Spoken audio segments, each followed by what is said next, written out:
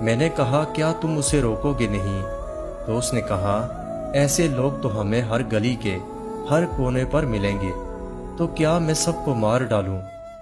اس کی بات سن کر مجھے بہت حیرت ہوئی۔ میں نے کہا تم کیا کہہ رہے ہو؟ میں تم سے محبت کرتی ہوں، اور کوئی میری طرف دیکھے یہ بات تم کیسے برداشت کر سکتے ہو؟ تو وہ بیزار ہوتے ہوئے کہنے لگا اب بس بھی کرو، کیا ایک تم ہی دنیا میں سب سے خوبصورت ہو؟ تمہارے پاس اس کے علاوہ اور کوئی بات نہیں۔ میں نے کہا ٹھیک ہے، اب تم مجھ سے بیزار ہونے لگے ہو، لگتا ہے مجھ سے دل بھر گیا، اب میں تم سے کبھی بات نہیں کروں گی۔ میں نے کال کاٹ دی، کیونکہ میں جانتی تھی کہ وہ ابھی مجھے دوبارہ کال کرے گا، لیکن یہ سب میری خوش فہمی تھی۔ اس نے اس دن کے بعد کبھی مجھے کال نہیں کی۔ میں ہر وقت اداس رہتی، کسی کام میں دل نہیں لگ رہا تھا۔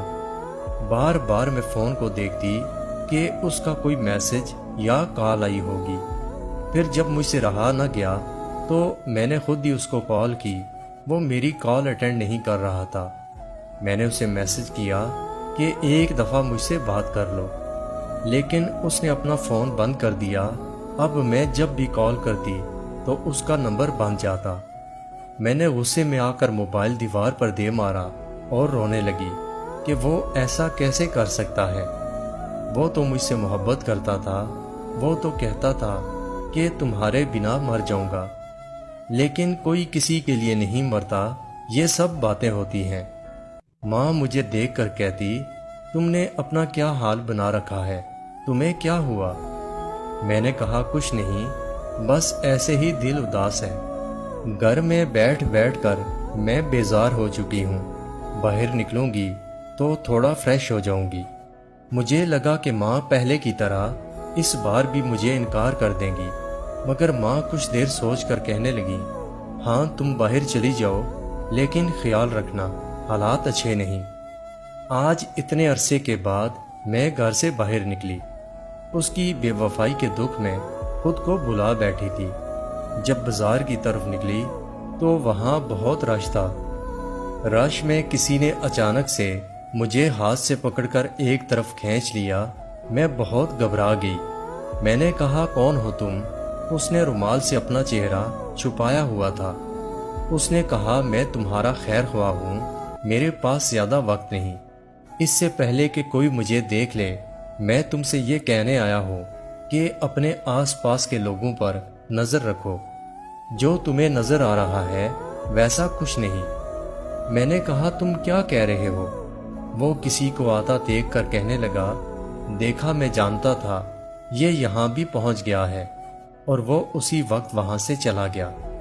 میں دوسری طرف دیکھنے لگی جب میری نظر اسی لڑکے پر پڑی جس سے میں فون پر بات کرتی تھی۔ میں اس کی طرف چلی گئی۔ مجھے سامنے دیکھ کر اسے تعجب نہیں ہوا۔ میں نے کہا تم کہاں تھے؟ نہ میری کال اٹینڈ کرتے ہو، نہ مجھ سے بات کرتے ہو۔ اس نے ہاتھ جوڑتے ہوئے کہا اب میرا پیچھا چھوڑ دو، میرا تم سے کوئی تعلق نہیں۔ میں گھر واپس آ گئی۔ مجھے بہت افسوس ہو رہا تھا کہ وہ لڑکا مجھ سے محبت نہیں بلکہ مجھ سے ٹائم پاس کر رہا تھا، اور میں اس کے پیار کو سچ سمجھ بیٹھی۔ میری 2 اور بہنوں کی شادی ہو چکی تھی، اب میری باری آنے والی تھی۔ میں نے ماں سے کہا میں شادی نہیں کروں گی۔ ماں مسکرا کر کہنے لگی تم تو میری سب سے خوش قسمت بیٹی ہو، تمہارے نصیب سے ہمارے بھی دن بدلنے والے ہیں۔ مجھے ماں کی یہ بات سمجھ نہیں آئی۔ کچھ دنوں کے بعد دادا ابو پھر سے ہمارے گھر آ گئے۔ اس بار دادا ابو نے مجھے بڑی عجیب نظروں سے دیکھا اور ماں کو بڑے غصے سے کہا کہ تجھے میری بات سمجھ کیوں نہیں آتی؟ تیری بیٹی جوان ہو گئی ہے، اسے اپنے ساتھ سلایا کرو۔ مجھے ان کی بات پر بہت غصہ آتا۔ ان کو میرے جوان ہونے سے کیا مسئلہ تھا؟ وہ کیوں اس طرح کی باتیں کر رہے تھے؟ لیکن اب ماں مجھے اپنے ساتھ سلانے لگیں۔ جب آدھی رات کو ماں پانی پینے کچن میں گئیں تو میں ماں کی جگہ لیٹ گئی، تو کوئی آدمی مجھے ماں سمجھ کر کہنے لگا بڑے صاحب نے پیغام بھیجا ہے کہ وہ اب انتظار نہیں کر سکتے۔ انہوں نے کہا ہے کہ وہ جلد سے جلد اپنی امانت لینے آ رہے ہیں، بس تیاریاں شروع کرو۔ میں وہی کمرے میں لیٹی رہی، اس آدمی کی بات کو سوچ رہی تھی کہ وہ کس امانت کی بات کر رہا تھا۔ ماں کے پاس ایسی کون سی چیز ہے؟ ایک دن ماں گھر پر نہیں تھی، تبھی وہ نقاب والا لڑکا گھر کی دیوار پھلانگ کر اندر آ گیا۔ میں نے کہا تم یہاں کیا کر رہے ہو؟ اس نے کہا میں تم سے محبت کرتا ہوں۔ اس نے نقاب اتارا تو وہی لڑکا تھا جو اس دن گلی میں مجھے دیکھ کر مسکرا رہا تھا۔ اس نے کہا میں جانتا ہوں تم مجھے پسند نہیں کرتی، لیکن میں تمہیں اس چنگل سے بچانا چاہتا ہوں۔ اس نے مجھے کاغذ دیا اور چلا گیا۔ پہلے میں نے وہ کاغذ پھینک دیا، لیکن پھر کچھ سوچتے ہوئے اسے اٹھا کر پڑھنے لگی۔ اس میں لکھا تھا یہ لوگ تمہیں بیچ دیں گے، تم یہاں سے بھاگ جاؤ۔ میں نے وہ کاغذ پھاڑ دیا۔ میں نے سوچا یہ لڑکا جھوٹ بول رہا ہے، مجھے ورگلانے کے لیے ایسی گھٹیا باتیں کر رہا ہے۔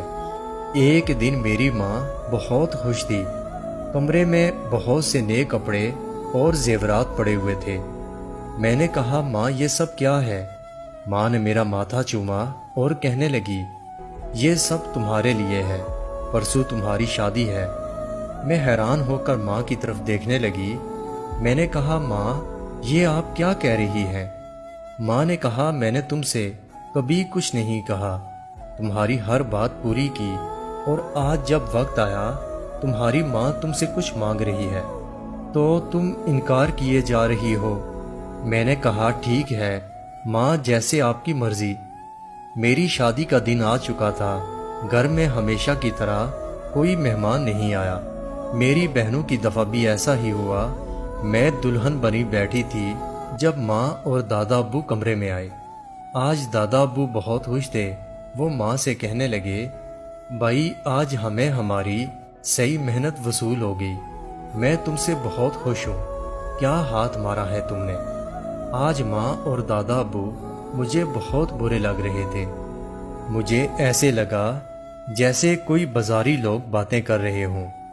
اسی وقت ان کے ساتھ ایک بڑی عمر کا آدمی آ کر بیٹھ گیا۔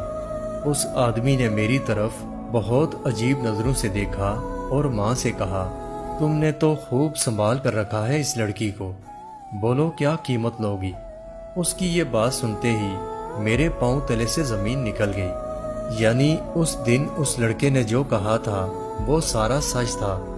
میں وہاں سے بھاگنے لگی، لیکن دادا ابو نے مجھے پکڑ کر اس آدمی کے حوالے کر دیا اور کہنے لگے مجھے تو کب کا اس لڑکی پر شک تھا کہ یہ لڑکی گھر سے بھاگ جائے گی اور ہمارا کاروبار بند کروا دے گی۔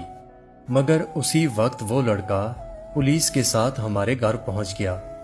پولیس نے ماں اور باقی لوگوں کو پکڑ لیا۔ پولیس نے ماں سے پوچھا کہ یہ لڑکیاں بیچنے کا کام تم کب سے کر رہی ہو؟ تو میری ماں کہنے لگی کہ میری کوئی بیٹی نہیں، میں نے سب کو راہ چلتے کہیں نہ کہیں سے اٹھایا تھا۔ میں نہیں جانتی کہ یہ سب لڑکیاں کس کی اولاد ہیں، میرا تو بس یہی کام تھا، انہیں پالتی سنبھالتی اور بنا شادی کے آگے بیچ دیتی۔ پولیس والوں نے اس بوڑھے آدمی کو اور اسے بھی جو میرا دادا بنا ہوا تھا ان کو گرفتار کر لیا۔ مجھے لگا میں کوئی خواب دیکھ رہی ہوں، ایک ایسا برا خواب جس کی تعبیر اتنی بھیانک تھی۔ ساری بات میری سمجھ میں آ گئی، پر میں اس لڑکے کی احسان مند تھی جس نے مجھے اور بہت سی لڑکیوں کو ان گھٹیا لوگوں کے چنگل سے بچایا تھا۔ وقت گزرنے لگا، مجھے وہ لڑکا پسند کرتا تھا، میں نے اس سے شادی کر لی۔ ہم نے وہ شہر چھوڑ دیا اور ایک نئی جگہ آ کر آباد ہو گئے۔ میرا شوہر بہت اچھا انسان ہے، اس نے میرا بہت ساتھ دیا۔ میرے ماں باپ کون تھے کسی کو پتہ نہیں تھا۔ وقت گزر رہا ہے اور بیتے دنوں کی بری یادیں ابھی بھی میرے دماغ سے نہیں نکلی۔ میں اور میرا شوہر ایک کامیاب زندگی گزار رہے ہیں، مگر آج اتنا عرصہ گزر جانے کے بعد میرے ماں باپ کی تلاش جاری ہے۔ دعا کریں کہ میرے ماں باپ مجھے مل جائیں اور ایک بار پھر سے ہم ایک